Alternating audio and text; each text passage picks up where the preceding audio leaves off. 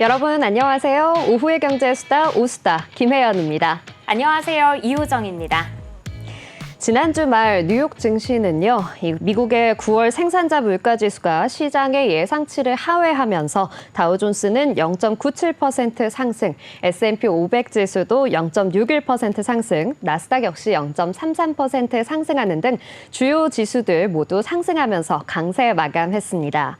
자, 다우존스 지수와 S&P 500 지수는 이로써 사상 최고가를 또다시 경신하는 기염을 토했는데요.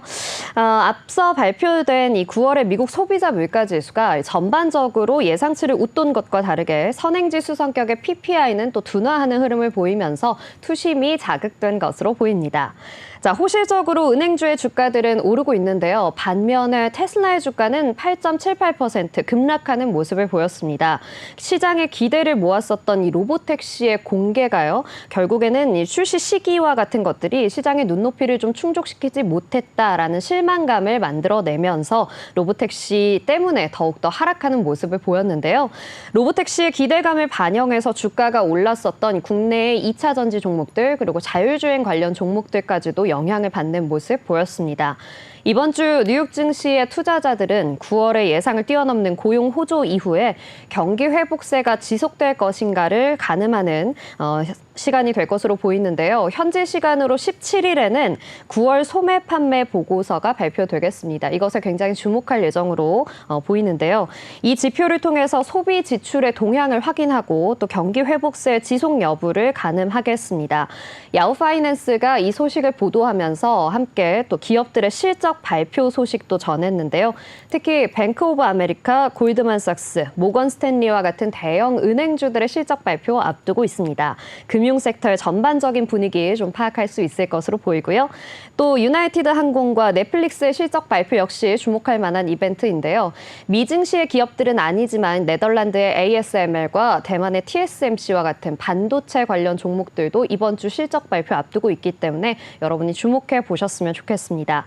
최근 미국 증시의 상승 동력이라고 할 수 있는 것을 꼽아보자면 인플레이션은 하락세를 지속하고 있고 또 노동시장은 견조한 흐름 보여주는 것이다라고 볼 수 있겠는데 이 같은 탄탄한 경제 성장세로 인해서 지난주 미국의 10년물 국채 수익률은 4%를 넘어섰습니다. 미증시의 랠리가 계속되면서 현재 밸류에이션 굉장히 높아져 있는 상황인데요. 따라서 미국 증시의 추가 상승 여력은 좀 어려울 수도 있다라는 시각도 보여주고 있습니다. 하지만 결국에는 증시의 향방을 가르는 것은 기업들의 실적이 되겠죠. 이번 주 실적 발표들 대거 앞두고 있는 상황인 만큼 이번 주 실적들에도 여러분이 주목해 보셔야겠습니다. 오늘 우리 증시 역시 미증시의 영향을 받아서 힘차게 출발해 주었습니다. 네, 국내 증시 이제 마감을 27분 정도 남겨놓고 있는데요. 양시장이 엇갈리면서 출발을 했지만 그래도 코스닥이 2시 구간부터는 계속해서 상승 전환을 위한 움직임을 나타내고 있습니다. 현재 구간에서는 양시장 함께 빨간불을 켜내고 있네요. 일단 코스피 오늘 2600선을 회복하면서 출발했습니다. 미국 인플레이션 지표 완화와 한국은행의 금리 인하 훈풍에 힘입어서 오늘장에서 상승세를 계속해서 키워가고 있는 모습인데요. 현재 1% 넘게 오른 2623선을 지나가고 있고요. 코스닥도 0.02% 오른 771선에서 움직이고 있습니다.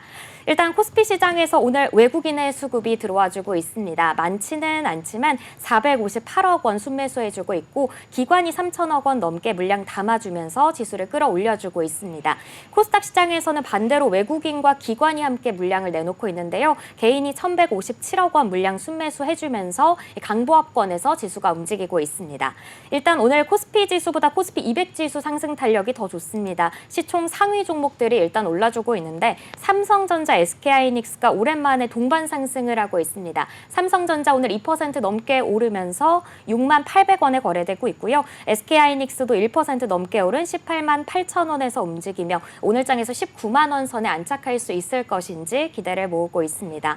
TSMC가 시총 1조 달러 돌파에 대한 기대감 속에 오늘 장에서 반도체가 시장을 좀 상승을 시켜주고 있는 모습입니다.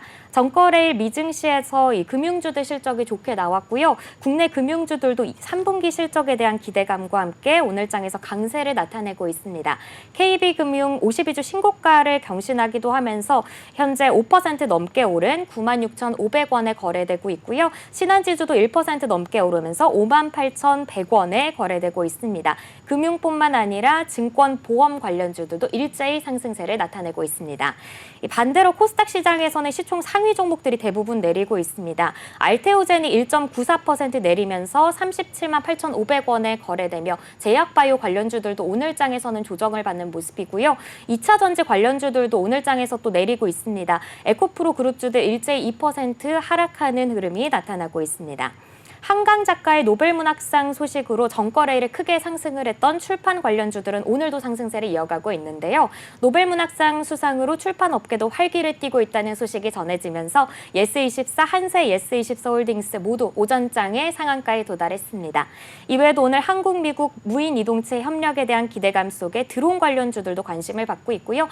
비만 치료제 그리고 방산 테마도 강합니다. 그럼 계속해서 오후의 경제 수다와 함께 시장의 흐름 살펴보시죠. 네, 오늘 오수다는 시장의 흐름 분석해보는 마켓나우 앵커들의 수다 시간 준비되어 있고요. 또 세메듀 정현주 대표님과 함께하는 증시 포커스까지 다양한 수다 주제들 준비되어 있습니다.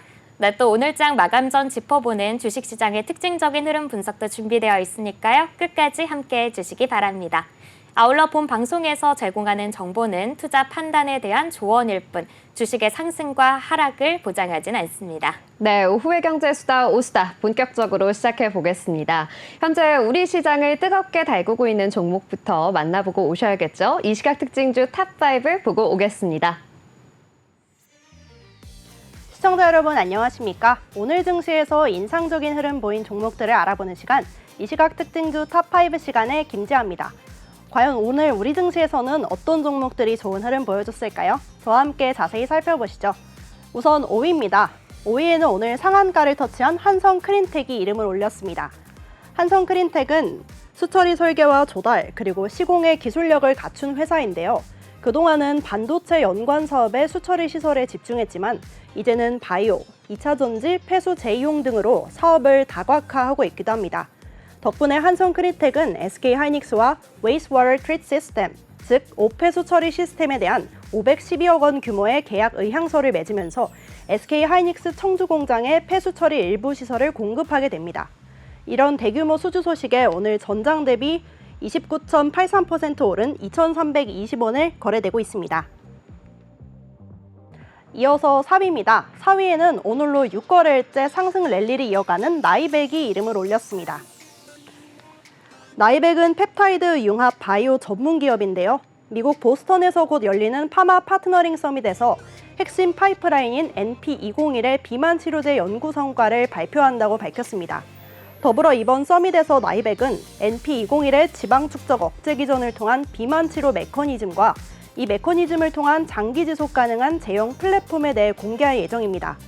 나이백이 주목받게 된 계기로는 지난해 10월 나이백이 폐섬유증 치료제로 NP201에 대한 글로벌 임상 1상을 성공적으로 마치면서였습니다.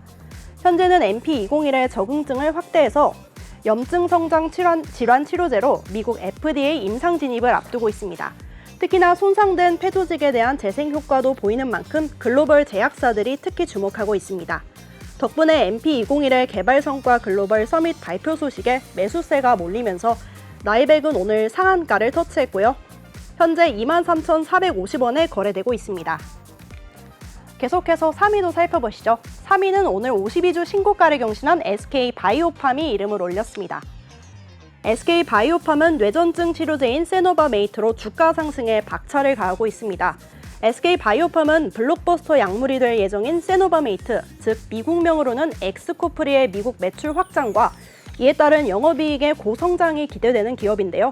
덕분에 3분기 호실적이 예상되면서 증권가들이 목표가를 높일 정도로 좋은 흐름 보여주고 있습니다. 특히 한국투자증권은 3분기 호실적이 기대된다며 목표 주가를 12만 5천 원에서 13만 원으로, DS투자증권은 엑스코프리 성장 지속 기대감에 목표가를 12만 5천 원에서 13만 5천 원으로 올려잡기도 했습니다. 이처럼 신약 개발에서 좋은 흐름을 보여주고 있는 SK바이오팜은 전장 대비 1.10% 오른 11만 9,100원에 거래되고 있습니다. 다들 최근에 서점 다녀오셨나요? 요즘 아주 핫하죠?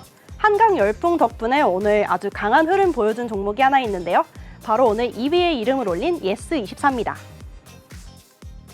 지난주에 언어의 장벽을 뚫고 한국인 처음으로 노벨 문학상을 수상한 한강 작가에 대한 해외 관심마저도 뜨거워졌는데요. 덕분에 이거래일제 출판 업종의 흐름이 매우 좋습니다. 이에 더해 영국과 프랑스에서는 품절 사태가 이어지면서 서점마다 재고 확보전에 나섰습니다. 이탈리아와 프랑스에서는 한강의 대표작인 채식주의자가 동명의 연극으로도 선보여질 예정이라고 합니다.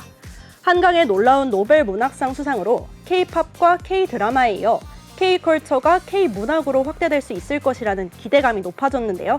덕분에 출판사들에도 관심이 쏠렸습니다. 오늘로 이거래일제 상한가를 기록한 예스24는 현재 8,290원에 거래되고 있습니다.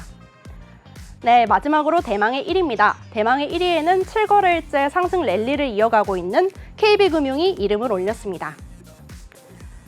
오늘 KB금융의 주가가 3분기 실적 발표와 주주 환원 정책에 대한 기대감으로 강세를 보이고 있는데요. 이 같은 주가 상승은 지난 11일 뉴욕 증시에서 JP모건이 4.44%, 웰스파고가 5.61% 오르는 등 미국 주요 은행들이 예상보다 우수한 실적을 발표한 것이 우리 증시에도 긍정적인 영향을 미친 것으로 분석됩니다. 특히나 KB금융의 올해 3분기 순이익은 1조 5,500억 원으로 전년 동기 대비 13.3% 증가할 것으로 전망되고 있는데요. 덕분에 장중 52주 신고가를 경신하기도 한 KB금융은 오늘 전장 대비 5.48% 상승한 96,300원에 거래되고 있습니다. 네, 지금까지 이 시각 특징주 탑5 시간의 김재였습니다. 네, 잘 들어봤습니다. 이 시각 특징주 탑5를 보고 오셨는데요. 1위에는 KB금융이 이름을 올렸습니다. KB금융 중에서도 사실 밸류업 지수에 포함이 되지 않으면서 정말 급락하는 모습을 보였던 종목이죠. 그런데 이제 다시금 또 상승하는 모습을 보여주니까 조금 마음이 놓입니다. KB금융은 미증시의 은행주들이 굉장히 좋은 실적 발표하면서 함께 좀 상승 탄력을 받았는데요. 이번 주에 앞서 말씀드린 것처럼 더 큰 대형 은행주들의 실적 발표까지 있으니까요. 더 주목해 보셨으면 좋겠고 이번 주의 시세까지도 체크해 보셨으면 좋겠습니다. 자, 그리고 저희가 또 오늘 마켓나우에서 함께 이야기해 볼 예스24라는 종목까지 좀 오랜만에 좀 새로운 종목들이 이름을 올린 것 같은데요. 자, 특징주뿐만 아니라 오늘 우리 시장에서 반도체 관련한 외국인 수급이 조금 좋게 들어오고 있습니다. 관련해서 유리기판 종목들도 좋은 흐름 보여주고 있으니까요. 이 부분도 여러분 체크해 보셨으면 좋겠습니다. 자, 그럼 저희는 특징주까지 확인을 해봤고요. 다음 코너로 넘어가 보도록 하겠습니다. 이어지는 코너는 마켓나우 앵커들의 수다 시간입니다. 자, 지난주 정말 우리나라가 들썩들썩했던 소식이 있었죠. 바로 앞서 특징주에서 소개해드렸던 것처럼 한강 작가의 노벨 문학상 수상 소식인데요. 우리 효정 앵커님, 혹시 한강 작가님 작품 읽어보셨나요? 아, 그럼요. 제가 한강 작가님 작품을 가지고 있기도 한데 네. 제가 주말에 굉장히 인상적인 영상을 하나 봤습니다. 출판사 직원분이 찍은 영상인데 우리나라 작가분 중에서 노벨문학상 수상자가 나왔다는 게 어떤 의미냐 하면은 우리가 번역을 할 필요 없이 노벨문학상 수상작을 원서로 읽을 수가 있고 또 그 책을 구매할 필요 없이 이미 내 책장에 있다라고 이야기를 해주셨는데요. 네. 저도 그 영상을 보고 오랜만에 제 책장을 다시 찾아봤는데 책이 어디 갔는지 좀 찾기가 어렵더라고요. 아, 그러셨어요? 네. 그래서 저도 이제 책을 다시 한번 구매하고 싶다라는 생각을 했는데 이렇게 한강 작가님 작품을 다시 한번 읽어보고 싶어서 아니면은 노벨문학상을 수상했다면 나도 한번 읽어봐야지 하는 마음으로 한강 작가님의 작품을 찾고 있는 사람들이 계속해서 늘고 있다고 합니다. 온라인, 오프라인 서점 모두 주문이 폭주 중이라고 하는데요. 한국 작가가 노벨문학상을 탄 것은 역사상 처음 있는 일이고 노벨상 전체로는 두 번째입니다. 2000년 노벨 평화상을 수상한 고 김대중 대통령에 이어서 두 번째인데요. 특히나 이번 수상 같은 경우에는 이 아시아 여성 최초이자 한국 작가 최초로 노벨 문학상을 수상하면서 한강 작가의 작품에 더욱더 뜨거운 관심이 쏠리고 있습니다. 이번 노벨문학상 수상이 출판 업계에도 호재가 될 것으로 보이는데요. 출판 관련 종목들이 한강 테마주로 엮이면서 지난주 금요일부터 일제히 상승세를 나타내고 있습니다. 사실 그동안 출판주는 이 시장에서 좀 오랫동안 소외가 되었던 테마라고 할 수 있는데요. 독서 인구가 꾸준히 감소하고 있고 활자 외에도 쇼폼이나 다양한 영상 매체 등 매체들이 등장하면서 책에서 멀어지는 인구가 늘어나고 있습니다. 통계청 조사에 따르면 독서 인구 비중 또한 2013년 62.4%에서 2023년에는 48.5%까지 감소한 것을 확인할 수가 있습니다. 네, 그렇습니다. 저도 사실 이 한강 작가의 수상 소식을 듣고 정말 놀랍고 괜히 제가 또 뿌듯한 마음까지 들더라고요. 맞아요. 네, 그런데 저도 사실 작가님의 책을 전부 다 읽어보지는 못했고요. 채식주의자라는 책 한 권만 좀 읽어봤던 기억이 있습니다. 그런데 저처럼 이렇게 한 권만 읽어봤던 분들이 나머지까지 다 읽어봐야겠다라는 마음이 드시나 봐요. 맞아요. 지금 정말 발표된 이 한강 작가의 모든 책들이 서점가에서 정말 주목을 크게 받고 있습니다. 자, 이렇게 한강 작가의 책이 주목을 받게 되면서요. 결국에는 이것이 출판 업계로까지 영향을 좀 주고 있는데요. 아까 말씀해 주신 것처럼 이 독서 인구가 꾸준하게 좀 감소해 나가게 되면서 사실 그동안 출판 기업들의 주가 역시도 굉장히 부진한 흐름을 보였습니다. 하지만 이번 노벨 문학상 수상 소식으로 인해서 이 출판계도 다시금 좀 뜨거워지지 않을까 기대감을 모으고 있는데요. 자, 한강 테마주에서 대표적으로 꼽아볼 수 있는 종목은 바로 예스24입니다. 자, 예스24는 올 들어서 이 한강 작가의 수상 소식이 전해지기 전까지 10개월 동안 고작 2.3% 오르는 데 그쳤는데요. 현재 8,290원에서 거래되고 있습니다. 이 거래일 연속 상한가 만들어낸 채로 굉장히 좋은 흐름 보여주고 있습니다. 자, 거기에 같은 기간 동안 이 삼성출판사와 밀리의 서재는 각각 마이너스 28.2%, 마이너스 13.7% 등 오히려 두 자릿수 하락률을 나타내는 모습을 보였었거든요. 이렇게 좀 한강 작가의 노벨 문학상 수상이 가뭄 속에 단비로 작용을 하게 되면서 그동안 침체됐었던 이 출판 업계가 조금 더 상승할 수 있지 않을까라는 기대감까지 커지고 있습니다. 이 노벨상 낙수 효과로 관련 책을 구매하려는 사람들이 늘어나면서 결국 출판사의 실적 개선으로까지 이어지지 않을까라고 기대하고 있습니다. 네, 일단은 책이 굉장히 많이 팔리고 있습니다. 예스24의 실시간 베스트셀러 순위 1위부터 10위까지가 모두 한강 작가의 작품으로 자리를 하고 있는데요. 더불어서 한강 작가가 이 금수저, 은수저에 이어서 연필수저라는 말도 어허. 나오고 있거든요. 한강 작가님 아버지인 한승원 작가의 작품도 4일 동안 판매 부수가 110배가 넘게 증가를 했다고 합니다. 노벨문학상 수상 발표 직후에는 온라인 서점 사이트가 주문 폭주로 마비되는 현상이 나타나기도 했는데요. 심지어는 한강 작가의 작품을 낸 적이 없는 밀리의 서재까지 현재 오늘장에서 상승을 하고 있습니다. 밀리의 서재 5% 넘게 오르며 19,720원에 거래가 되고 있는 모습입니다. 네, 이렇게 출판주 전반으로 이 훈풍이 이어지고 있는 모습인데요. 이 삼성출판사도 오늘장에서 크게 상승하고 있습니다. 삼성출판사 5% 넘게 오르며 17,740원에 거래가 되면서 함께 예림당도 두 자릿대 강세 흐름을 이어가고 있습니다. 이 책이 안 팔려서 더 이상 찍어내지 않아 품절된 적은 있어도 이렇게 책이 많이 팔려서 품절이 된 것은 정말 오랜만이라고 하는데요. 한강 작가의 책을 구매하기 위해서 서점을 찾았다가 다른 책을 사서 읽는 경우도 늘어나고 있다고 합니다. 최근에는 오히려 독서를 힙한 취미라고 이야기를 하는 MZ세대들도 생겨나고 있다고 하는데요. 정말 주말에 밖에 나가보니까 책을 읽고 있는 사람들이 전보다 좀 많이 눈에 띄는 것 같고 네. 한강 작가님의 작품을 찾기 위해서 서점을 찾는 사람들도 눈에 띄게 늘어났다고 합니다. 네, 그렇습니다. 심지어 주말 동안에는요, 한강에서 한강 작가의 책을 읽는다라는 이야기가 나올 정도로 정말 이 주말 동안 뜨거운 반응이 있었습니다.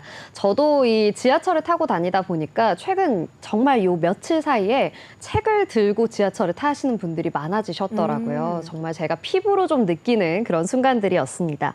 자, 이렇게 출판업이 좀 살아나게 되면 또 행복한 비명을 지르는 곳이 있죠. 바로 인쇄소입니다. 아까 이야기해 주셨던 것처럼 책을 추가로 다시 또 만들어내야 하다 보니까 주말 동안에도 풀 가동을 해야 될 정도로 인쇄소들 정말 바빴다고 해요. 한 인쇄소 사장님은요, 이 한강 작가가 수상을 하고 나서 30분 만에 책을 더 만들어야 돼요 라는 주문 전화를 받았을 정도로 정말 뜨거운 열기라고 합니다. 자, 이렇게 시민들이 또 수십 명이 문 앞에서 기다렸다가 서점문이 열리자마자 달려가서 한강에 책을 구매하는 오픈런까지도 일어났다고 하니까요. 정말 이 감격스럽고 뿌듯한 마음을 우리나라 국민들 모두가 느끼고 있는 것 같습니다.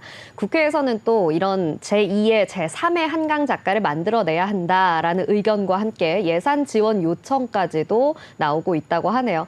자, 이런 좋은 소식과 함께 우리 주가에도 좀 영향이 미쳐지는 만큼 좋은 소식들 계속 이어졌으면 좋겠다라는 마음이 듭니다. 자, 이렇게 기쁜 소식 전해드렸으니까요. 이번에는 한국의 금리 인하 이야기를 좀 해보려고 합니다. 한국은행이 기준금리를 0.25%포인트 인하하면서 3년 2개월 만에 통화 긴축을 마무리하고 완화 기조로 들어섰습니다. 금통위 7명 중에 6명이 기준금리 인하에 동의하며 지난 11일 한은금융통화위원회가 기준금리를 연 3.5%에서 3.25%포인트로 내렸습니다.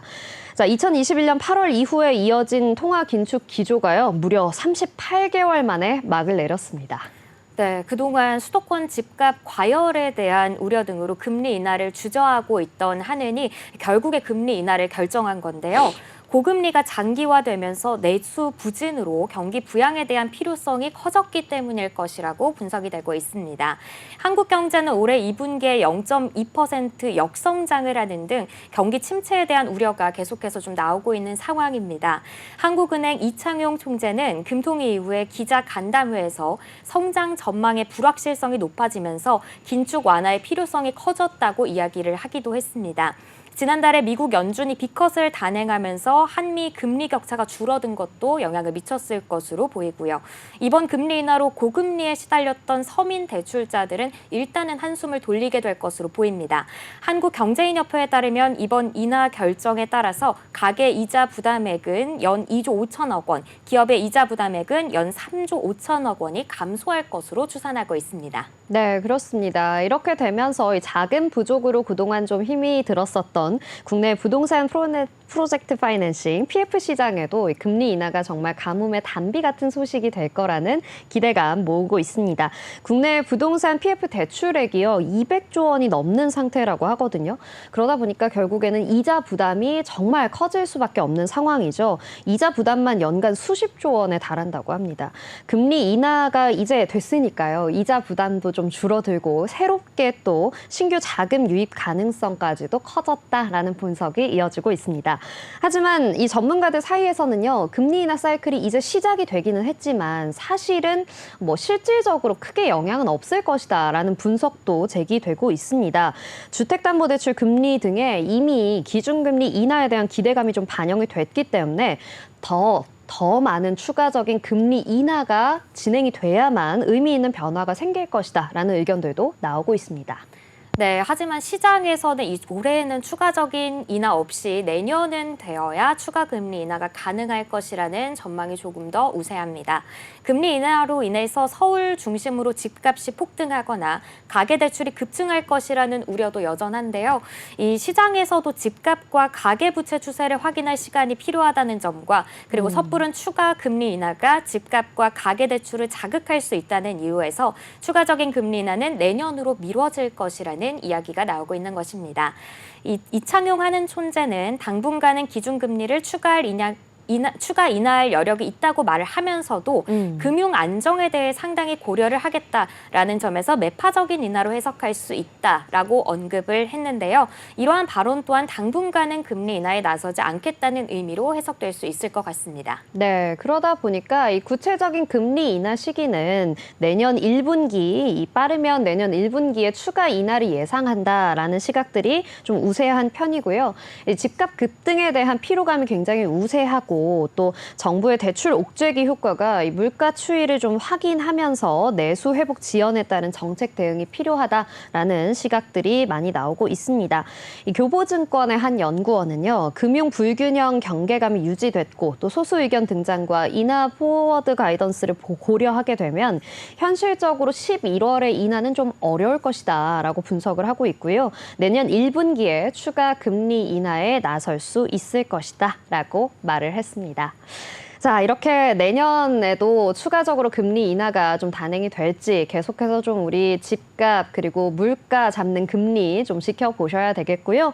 이제 조금 시선을 돌려서 우리 테슬라 로보택시 이야기를 안 해볼 수가 없겠습니다. 아무래도 네. 지난주에 가장 좀 시장이 기대하고 있던, 맞아요. 기다리고 있던 이벤트라고 말할 수 있을 것 같은데요. 저는 그 공개 영상을 봤는데 오히려 로보택시보다 춤추는 휴머노이드가 더 주목이 되더라고요. 네. 보셨어요, 혹시? 네. 굉장히 영상은 그쵸? 너무 멋있고 맞아요. 가서 한번 보고 싶다라는 생각도 맞습니다. 들기는 하더라고요. 네, 그래서 오히려 또 시장에서는 이 로봇과 관련된 종목들도 호재를 받았다라는 분석까지 있었는데요. 저희는 또 테슬라의 로보택시 이야기로 좀 좁혀보겠습니다. 자, 우리 시간으로 지난 금요일이죠. 이 LA의 워너브라더스 디스커버리 스튜디오를 통째로 빌려서 이 테슬라가 위 로봇이라는 이름의 행사를 열었습니다. 로보택시 사이버캡을 공개하는 행사였는데요. 이 행사의 이름은 미국의 SF 작가 아이작 아시모프의 소설 아이로봇의 이름을 따왔다고 합니다. 베일을 드디어 벗게 된 이 사이버캡, 각진 모습의 2인승 차량이고요. 나비의 날개 모양으로 위로 이렇게 활짝 열리는 버터플라이 도어가 양쪽에 하나씩 달려 있습니다.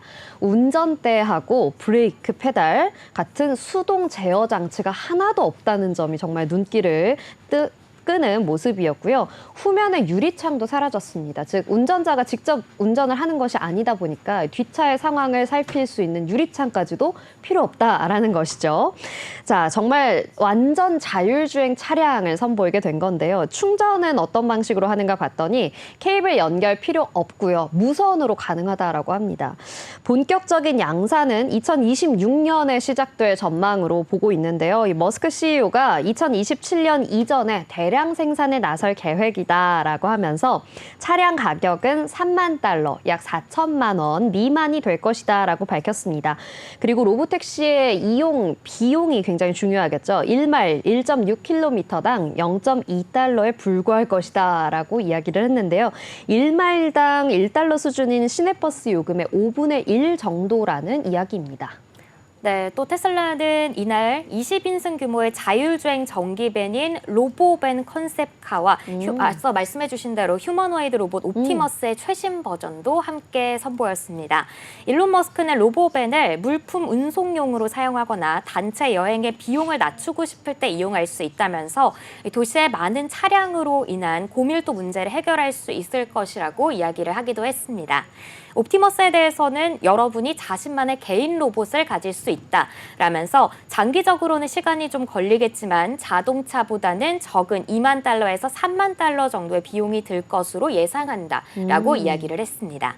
또 내년부터는 텍사스주와 캘리포니아주에서 모델 3, 모델 Y에 이 비감독형 완전 자율주행 기술, FSD 기술을 적용한다고 밝혔는데요. 이를 시작으로 사이버 트럭을 포함한 자사의 모든 차량 모델에 운전자가 운전할 필요가 없는 FSD 기술을 적용한다는 계획입니다.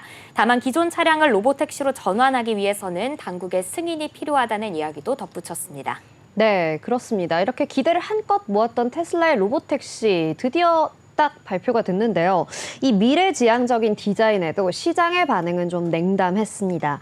테슬라의 시간외 주가가 사이버캡 공개 직후에 3.5%가량 오르긴 했었는데요. 행사 막바지에 다다르면서 5% 가까이 떨어지는 모습을 보였습니다. 앞서 테슬라의 주가가 지난 4월 하순 일론 머스크의 최고 경영자가 자율주행 로보택시 사업에 대해 자신감을 표명한 이후에 지난 8일까지 70% 정도 상승한 상태였는데요. 공개를 하자 하자마자 이 투자자들의 기대에 미치지 못하는데 라는 실망감이 좀 나오게 되면서 결국 11일 테슬라의 주가는 9% 가까이 급락하는 모습을 보였습니다. 이날 뉴욕 증시에서 테슬라 주가가 전장보다 8.78% 내렸거든요. 217.80달러에 마감을 했습니다. 장중에는 한때 214.38달러, 무려 10.21% 하락하는 모습 보였었는데 두 달여 만에 가장 큰 폭의 하락세였습니다. 그러나 다행히 좀 마감을 앞두고 조금 상승을 하면서 8%대 하락으로 마감이 됐는데요. 시가총액도 굉장히 크게 증발을 했습니다. 7,628억 달러에서 이날 종가 기준으로는 6,958억 달러, 약 90조 6천억 원이 증발하는 모습을 보였습니다. 네, 일단 테슬라의 로보택시 공개 행사에서 일론 머스크는 월가를 비롯해 시장에서 기대했던 저가 전기차 모델에 대한 언급을 하지 않았습니다. 또 로보택시 사업에 대한 구체적인 계획이나 수익에 대한 전망도 밝히지를 않았는데요. 일론 머스크는 로보택시와 로보밴을 소개한 뒤에 로보택시의 경우에는 3만 달러 미만이라고 밝히면서도 양산 시기에 대해서는 아마 2026년, 일단은 2027년 이전이라고만 말해두겠다라고 이야기를 했습니다. 로보밴의 경우에는 가격은 물론이고 양산 시점도 딱히 밝히지는 않았습니다. 일단은 양산 시점이 2026년 이후가 될 것이라는 점이 시장의 실망을 키운 것 같습니다. 예상보다 생산 시기가 늦은 데다가 실제로는 이것보다 더 연기가 될 수 있다는 시장의 예상도 나오고 있는데요. 증권가 번스타인의 테슬라 전문 분석가 토니 사쿠나기는 전반적으로 테슬라의 로보택시 이벤트는 압도적이었지만 놀라울 정도로 세부적인 사항이 부족했다라고 평가를 하기도 했습니다. 특히나 로보택시에 대한 규제 승인, 테슬라의 이 기존 전기차와의 호환성 등에 대한 세부 정보가 크게 부족했다고 이야기를 했는데요. 또 테슬라가 구글의 웨이모 등 다른 로보택시와의 경쟁이 어려울 것이라고 전망을 하기도 했습니다. 이미 도심에서 상용화한 구글의 웨이모는 샌프란시스코, LA, 피닉스 등 미국 3개 도시에서 로보택시를 운영을 하고 있습니다. 조만간 테슬라의 본사가 있는 텍사스주 오스틴에서도 운영을 시작하는데요. 이렇게 다른 로보택시들과 비교를 해봤을 때 특별한 경쟁력을 찾아보기가 좀 어렵다는 이야기입니다. 네, 그렇습니다. 시장이 기대했던 만큼 좀 구체적인 내용들이 나오지 않으면서 결국에는 실망감으로 다시 또 주가에 반영이 된 모양인데요. 앞으로 또 테슬라가 이 숙제를 어떻게 풀어나갈지 여러분께서도 주목해 보셨으면 좋겠습니다. 자, 이렇게 저희가 다양한 주제로 수다 이야기하는 동안 우리 시장은 어느새 마감을 했습니다. 우리 시장 오늘 어떻게 마감했는지 시황센터 연결해서 확인해보고 오겠습니다. 시황센터 나와주세요. 여러분 안녕하십니까? 시황센터 장화선입니다. 10월 둘째 주의 첫 번째 월요일입니다. 오늘 양시장은 서로 다른 흐름을 보여줬는데요. 이번 주 우리 시장 또다시 박스피 장세가 이어질지 주목해봐야겠습니다. 그럼 자세한 시장 상황 저와 함께 살펴보겠습니다. 먼저 지수 흐름부터 보겠습니다. 오늘 양시장 서로 다른 표정으로 마감했습니다. 먼저 코스피 지수입니다. 외국인과 기관의 동반 순매수에 상승했던 코스피, 장중에 외국인의 매도 전환하면서 상승폭을 축소했는데요. 오늘 코스피는 1.02% 오른 2623선에서 마감을 했습니다. 코스닥 지수입니다. 코스닥은 코스피에 비해 상대적으로 약한 모습을 보여줬습니다. 코스닥은 0.09% 하락한 770선에서 마감했습니다. 이어서 매매 동향 살펴보겠습니다. 코스피 수급입니다. 네, 전거래일 코스피 시장에서는 외국인 홀로 6천억 원 이상 물량 팔아냈는데요. 오늘 외국인이 소폭이나마 매수세로 전환한 모습입니다. 규모는 776억 원이고요. 기관은 3,258억 원 물량 담아내는 모습 보여줬습니다. 개인 홀로 팔자세 보였는데요. 규모는 4,408억 원입니다. 이어서 코스닥 수급도 살펴보겠습니다. 네, 여전히 기관과 외국인이 동반 매도 우위를 보여주고 있는 가운데 개인 홀로 1,071억 원 사들이고 있는 모습 보여줬습니다. 시가총액 상위 종목 살펴보겠습니다. 코스피 1위부터 5위까지 보겠습니다. 네, 오늘 반도체 투톱이 모두 기분 좋게 마감을 했습니다. 삼성전자가 양주체 매수 속에 2.53% 오르면서 6만 800원에서 종가를 형성했고요. SK하이닉스도 오늘 양주체 매수가 들어오고 있습니다. 0.81% 오른 18만 7,500원 선에서 마감했습니다. SK하이닉스도 오늘 두 기업 모두 장 초반의 고점에 비해서는 상승폭을 줄였지만 상승세로 마감을 했습니다. 테슬라의 로보택시 공개 이벤트 재료 소멸과 향후 일정에 대한 불확실함에 테슬라가 금요일 9%가량 급락했는데요. 오늘 국내 2차 전지 셀과 소재 모두 약세를 보여줬습니다. LG 에너지솔루션 1.22% 하락했고요. 40만 6천 원 선에서 거래 마감했습니다. 삼성 바이오로직스 반면에 1.17% 오른 103만 6천 원에 거래 마쳤고요. 현대차 보합권에서 마감했습니다. 코스닥 1위부터 5위까지도 살펴보겠습니다. 네, 지금 이렇게 보시다시피 일제히 파란불을 켜내고 있는데요. 알테오젠 1.94% 하락한 37만 8,500원에서 거래 마감했고요. 에코프로 형제도 오늘 표정이 좋지 않습니다. 에코프로 BM 2.76% 하락한 17만 5,900원에서 거래 마쳤고요. 에코프로 2.76% 동일하게 낙폭 가져가면서 8만 4,500원에서 거래 마감했습니다. HLB도 리보스 난입 결과가 내년에나 나온다는 소식에 이 거래일간 약세를 보이고 있습니다. HLB 6.34% 낙폭 가져가면서 6만 8천 원에서 종가 형성했습니다. 이가켄바이오 1.78% 내림세 보이며 12만 1,200원에서 거래 마감했습니다. 이번 주에는 미국에서 많은 반도체주들의 실적 발표가 예정되어 있는데요. 이에 따라 우리 반도체 수급이 개선될 수 있을지 앞으로 계속 살펴봐야 할 것 같습니다. 지금까지 장화선이었습니다. 네, 잘 들어봤습니다. 우리 시장 오늘은 좀 희비가 엇갈린 채로 마무리가 됐는데요. 지난주에 좀 흐름이 좋았었기 때문에 이번 주도 계속해서 좋은 흐름 이어갔으면 좋겠다 싶었는데 그래도 코스피 지수는 2,600선 탈환하면서 좋은 흐름 보여줬다는 점 주목해 보셨으면 좋겠습니다. 자, 저희는 마감 시간까지 체크하고 왔고요. 이제 이어지는 코너는 증시 포커스 시간입니다. 오늘도 여러분과 함께 증시의 주요 흐름 그리고 전망 꼼꼼히 분석해보는 시간 준비되어 있죠. 지난 한 주간 증시가 어떤 움직임 보였는지 그리고 앞으로 시장 전망은 어떻게 세워야 할지 함께 알아보겠습니다. 네, 그럼 지금부터 증시 포커스와 함께 시장을 예측하고 현명한 투자 전략을 세워보기 위해서 세메듀 정현주 대표님 모셔보겠습니다. 대표님 어서 오세요. 어서 오세요. 안녕하세요. 네, 반갑습니다, 대표님. 어느새 또 한 주가 후루룩 지나갔는데요. 지난주에 우리 증시가 또 외국인의 수급이 들어오느냐 마느냐가 굉장히 관건이었고요. 또 미국의 PPI, CPI 지수 발표 앞두고 굉장히 좀 관망하는 흐름도 이어졌던 것 같습니다. 자, 지난주에 증시 흐름 좀 자세하게 정리를 좀 해주시고요. 전체적인 시장 분위기도 한번 짚어주시면 좋을 것 같습니다. 먼저 앞에서 워낙 잘 짚어주시니까 네, 저보다 더 잘하시는 것 같아요. 먼저 미국부터 좀 시작을 해보면요. 미국 기업들 실적 시즌이죠. 그래서 관련 종목들, 실적 관련 이슈 나오는 종목들로 강세를 이끌어갔습니다. 그래서 대표적으로 금융 쪽이죠. 네. JP모건이나 블랙록 등 실적 견조하니까 금융주 상승을 견인하다 보니까 나스닥보다는 다우 쪽으로 좀 강한 흐름이 들어왔고요. 참고로 제가 실적 제 영상을 보면 실적이란 말을 무한대로 네. 사용하는 것 같거든요. 근데 여기서 실적이란 거는 기업 매출이랑 영업이익 상승률을 말씀드리는 거고 저는 원래 좀 재무제표에 진심인 사람이라서 네, 그래서 저는 차트도 보지만 일단은 실적이 먼저 기반이 되는지를 보고 이렇게 좀 보통 업종을 선택하는 경우가 많다 보니까 제가 입에 그게 배었나 봐요. 그래서 참고로 말씀드리고요. 그리고 방금 테슬라 말씀하셨는데 로보택시를 좀 주목 있게 봤었는데 2인용의 그러한 좀 이 로보택시 나오면서 좀 실망감이 나와서 제가 지금 11월 기준으로 봤더니 8% 빠졌네요. 네, 그래서 하지만은 좀 실망감은 있었지만 그래도 전반적으로 AI 기술에 대한 어떤 우리의 자동차에 대한 가능성 그리고 경량화의 문제는 좀 긍정적인 것 같고요.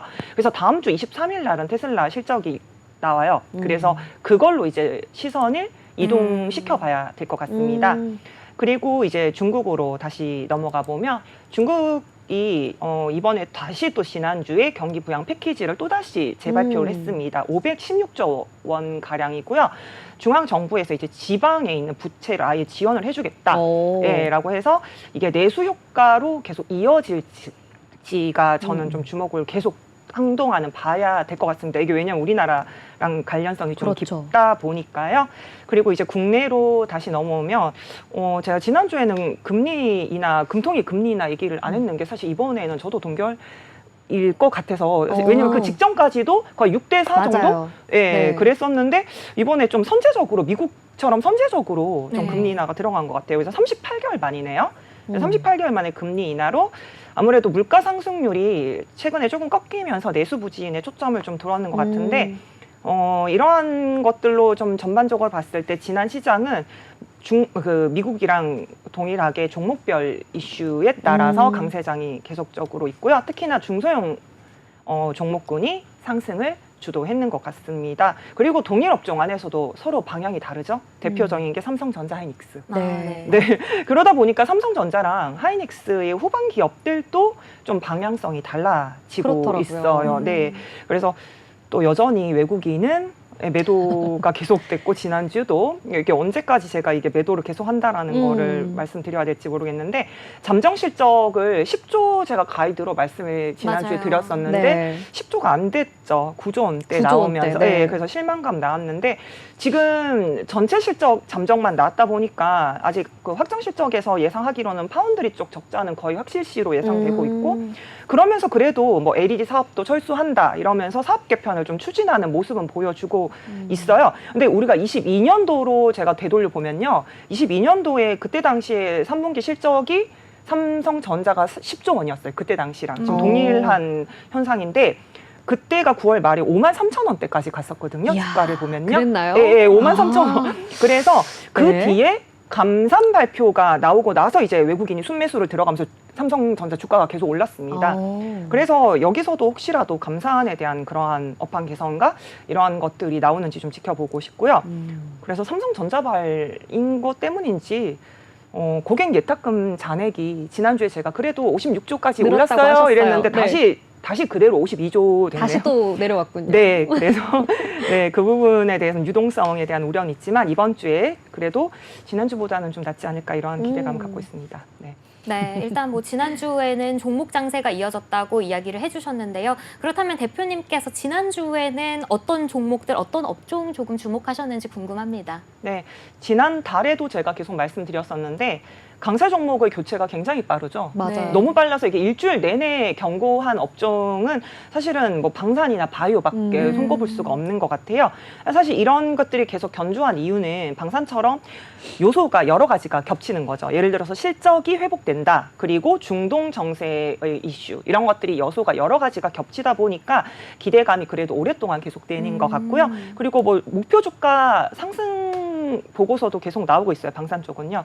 그리고 바이오도 지난주는 좀 셌는데 특히나 바이오도 좀 방향성이 좀 다르죠. 네. 맞아요. 종목마다 완전 다르죠. 그래서 기술 이전 관련 기업들이 좀 강했습니다. 제가 지난달에 한번 리가캠 바이오를 말씀드린 적이 맞아요. 있었는데 얘기해 주셨어요. 그게 1조 원 가량 계약 보도가 나오면서 리가캠 지난주에 좀 셌고 그 뒤에는 또 ABL 바이오 이런 것들 그리고 비만 쪽도 굉장히 셌더라고요. 올릭스 이런 것들.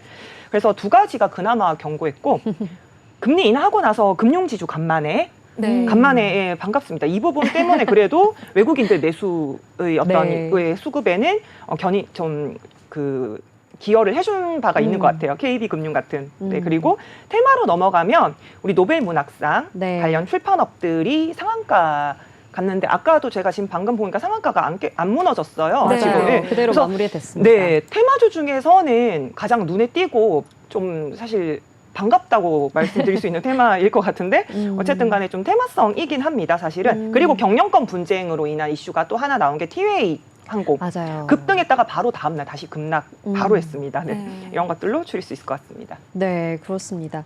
말씀해 주신 것처럼 진짜 뭐 변동성이 장난 아니네요. 네, 한 주를 버티는 종목이나 업종이 없을 정도로 정말 다양한 종목들 개별 종목 장세가 계속 이어지고 있는데 자, 지난주에 또 이야기해 주셨던 종목들 뭐 전선 관련 종목들도 이번 주 굉장히 또 좋게 출발을 했더라고요. 그렇다면 이번 주에는 전체적으로 우리 시장 어떻게 좀 흘러갈지 전망을 해 주신다면요. 네, 일단 뭐 글로벌부터 넘어가면 중동 정세 뭐 이런 것들 이슈는 계속적으로 확인할 네. 수밖에 없을 것 같고요. 그리고 조금 잊고 있었던 대선 이슈도 좀 네네. 체크해 볼 필요가 있을 것 같아요. 지금 두 후보가 박빙인 것 같은데 네. 조금 박빙인 것 같아요. 좀 엎치락뒤치락 하더라고요. 또 네. 갑자기 또 트럼프가 우세하다는 그런, 이야기도 네, 또 그런 것도 약간 좀 보이고 있어서 지금 트럼프 우세 쪽도 살짝 기울고 있는 것 같아서 네. 그런 쪽으로 들어가면 이제 좀 관세나 이런 쪽이 중국 관세 이런 쪽으로 들어가기 때문에 이슈는 좀 한동안 잊고 있었던 이슈는 좀 볼 필요 있을 것 같고요. 그러면서 이제 중동발은 유가가 다시 상승하는지 좀 체크해야 될 것 같아요. 그래서 그리고 또 당분간은 지수보다는 종목 쪽에 주목을 할 것 같습니다. 글로벌이든 우리나라든 간에요. 그리고 미국 실적 시즌이 지난주에 금융업 쪽이 좋았잖아요. 네. 그래서 그런 분위기를 이번 주에도 주목해봐야 될 것 같습니다. 그래서 16일부터 뭐 골드만삭스, TSMC, 테슬라, 넷플릭스, 줄줄이 네네. 빅테크 대형주 기업들 계속 연달아 있기 때문에 실적을 발표하고 나면요, 그 실적 발표 전후로 기업들이 플러스 마이너스 통상 5% 정도의 변화는 보이고 있는 것 같아요. 그래서 그만큼 시장 참여자들이 이제 실적에 대한 불안감에 좀 커지고 그만큼 더 예민해졌다라는 걸로 해석될 수 있어서요. 실적 발표에 따라서 그 섹터나 종목들에 대해서 국내장까지도 연동될 수 있을 것 같아서 이 부분은 좀 가장 중요하게 볼 수 있을 것 같습니다. 네. 네, 이번 주에도 일단은 종목 장세가 이어질 것 같다고 이야기를 해주셨고 글로벌 증시로 보자면 실적 발표도 함께 챙겨봐야 된다라고 말씀을 해주셨는데요. 종목 장세가 이어진다면 가장 궁금한 거는 아무래도 이번 주에는 어떤 종목이 상승할까, 어떤 종목 어떤 업종들 조금 더 집중해 보면 좋을까 이런 부분일 것 그렇죠. 같은데요. 대표님께서는 지금은 또 어떤 쪽을 보고 계신가요? 어떤 테마가 좀 괜찮을까요? 네, 일단 뭐 계속 동일한 거를 매주 말씀드리면 또 전력인가요? 전력은 이번에 아예 그래서 패스했습니다. 아, 오늘 오늘 또 세긴 센데 저 보고 있었는데. 네, 너무 동일하게 계속 말씀을 드리면 안 되니까. 그래서 네. 제가 조금 이제 미국도 실적 시즌이다 보니까 네. 우리가 또 제가 좋아하는 실적 개선의 어떤 수혜와 더불어서 가격 부담이 없는 쪽으로도 한번 눈을 돌려보고 싶어요. 좋아요. 이제는요. 그래서 첫 번째 일단 금융이 사실 한동안 좀 소외됐었잖아요. 네. 밸류업에 대한 먼저 그렇죠. 선행적인 이슈가 들어오다 보니까. 근데 사실 금융 쪽은 3분기, 4분기 지금 실적에 대해서는 잘 나올 거라는 또 예상이 나오더라고요. 맞습니다. 실적 가이던스 좋아요. 그리고 지금 장기 금리가 지금 상승 추세고 그리고 주주환원 기대가 금융은 강력하죠. 그래서 증권사에서도 목표 주가 계속 상향 중이에요. 그래서 오늘 또 강한데 저는 뭐 KB뿐만 아니라 BNK 금융지주나 하나금융지주 같은 이런 쪽도 좀 볼 수 있을 만한 게 가격적인 좀 부담이랑 그리고 배당률 보면 BNK 금융지주 이런 거는 올해 예상 배당률이 지금 10%가 넘을 것으로 예상이 되거든요. 엄청나고. 원래 찬바람이 불 때는 또 원래 배당줄 한번 맞습니다. 들여다봐야 된다라는 계절- 얘기가 있는데 맞아요. 그래서 이제 그 부분이랑 또 이제 겹치면서 글로벌 쪽 겹치면서 같이 이번 주 첫 번째로 볼 것 같고요. 그리고 좀 제가 계속 똑같은 업종을 얘기하는 것 같아서 굳이 얘기 안 한다면 삼양식품 쪽 한동안 좀 안 보고 있었는데 네네. 3분기 실적 부합 불닭. 불닭볶음면 이게 얘가 70만 원까지 갔었어요. 네, 근데 맞아요. 6월에 70만 원 그때 식품업계가 되게 주도하면서 다시 조정을 한동안 받고 관심이 없어지다가 50만 원 넘기면서부터는 지금 차트상으로도 일봉 주봉선에서는 모두 21선에 지금 모두 걸쳐지면서 추세 반전이 살짝 보이는 것 같아서요. 예, 그리고 해외 매출 성장 기대감은 계속 있고 3분기 실적 여전히 부합합니다. 그래서 삼양식품이나 오리온 쪽도 같이 만약에 이번 주 장 괜찮으면 네. 같이 좀 보고 싶은 것 같아요. 왜냐하면 실적에 대한 어떤 우리가 좀 눈을 돌리다면은 제가 그 부분을 좀 찾아봤고요. 그리고 엔비디아가 뭐 블랙의 수요가 지금 뭐 1년 동안 네. 계속 꽉 차 있다라고 말했잖아요. 그래서 HBM 쪽이 계속 견조하다면요. HBM 관련해 저는 테스트 장비주 쪽으로 선행을 할 수 있을 것 같아요. 왜냐하면 반도체가 고도화로 인해서 테스트 네. 시간이 증가되다 보면요. 테스트 장비에 대한 수요는 증가될 수밖에 없어요. 그래서 우리나라 같은 경우는 테스트 장비 쪽은 대표적인 게 한미 반도체나 테크윙 이런 업종이 이런 종목들이 있습니다. 그래서 가격 부담이 일단 없는 것 쪽으로 보면서 어떤 이슈와 그리고 실적의 부담, 그러니까 매력을 같이 동반될 수 있는 것으로 이제는 계속 찾아봐야 되겠다는 그런 생각이 드는 것 같아요. 네. 네, 좋습니다. 우리 또 배당으로 또 쏠쏠한 재미를 볼 수 있는 금융주들 그리고 다시금 우리 식품주들 한번 살펴보자라는 이야기와 함께 엔비디아발 우리 HBM 테스트 장비주들까지도 챙겨보자라는 이야기 해주셨습니다. 자, 이번 주 우리 대표님의 이야기처럼 좀 좋은 장세 이어가주기를 바랍니다. 지금까지 좋은 말씀 함께 해주신 장현주 대표님 고맙습니다. 네, 감사합니다. 감사합니다. 네, 오늘 저희가 준비한 오후의 경제수다 여기까지입니다. 내일은 더 시장에 가깝고 유익한 경제 이슈들 가지고 찾아오도록 하겠습니다. 네, 저희 방송 다시 보기는 언제나 네이버와 유튜브를 통해 가능하다는 점 기억해 주시고요. 본 방송에서 제공하는 정보는 투자 판단에 대한 조언일 뿐 주식의 가치와 상승, 하락을 보장하지는 않습니다. 네, 오후의 경제수다 오수다. 오늘은 여기서 마칩니다. 내일 오후 3시 오수다에서 다시 만나요. 안녕. 안녕.